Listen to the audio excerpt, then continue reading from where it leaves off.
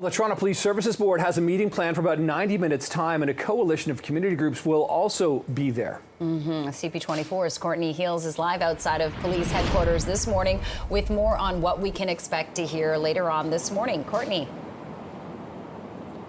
Good morning, Jennifer and Nick, and it looks like it is going to be a busy one here at Toronto Police Headquarters. As you mentioned, there's the board meeting, also a group of people who have some concerns that they want to share just ahead of that meeting beginning at 9 o'clock. Now, we've had a chance to take a look at the agenda. We'll share a couple of notes with you, things we'll be watching for later this morning. For example, the Chief of Police, Myron Dempue, expected to bring an update on the 2024 organizational chart. According to the police, they will be looking at ways to improve information flow, also ways to better reflect the priorities of police. The Chief is also going to share an interim update on the multi-year staffing report. We're hearing there'll be an update when it comes to the latest crime trends and statistics, also operational pressures.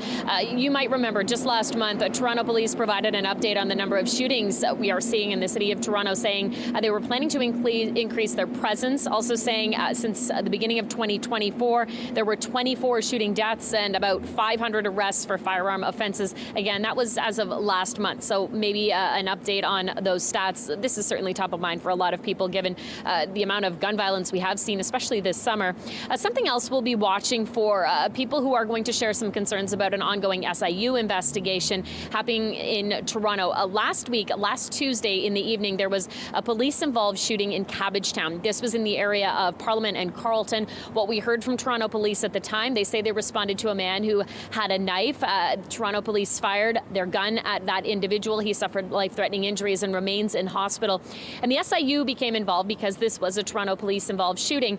What we're hearing now from that man who was shot, his family and friends, they say the man was experiencing a mental health crisis, and those individuals coming forward with concerns about the way Toronto Police handled this situation. And it's our understanding we will hear from that group just ahead of the police board meeting today. We've also reached out to the SIU to see if they have any update on that investigation, guys. Usually these investigations can take a while, so it's unclear as to whether we'll get an update either on the victim or the circumstances surrounding that police-involved shooting. We'll wait and see what happens. But as I say, certainly a lot to watch for here and a lot of people we will be talking to ahead of the meeting. So 9 o'clock is the meeting, and a group sharing concerns will be speaking just ahead of that. Over to you. Okay, that is Courtney live outside Toronto Police Headquarters this morning. Court, thank you.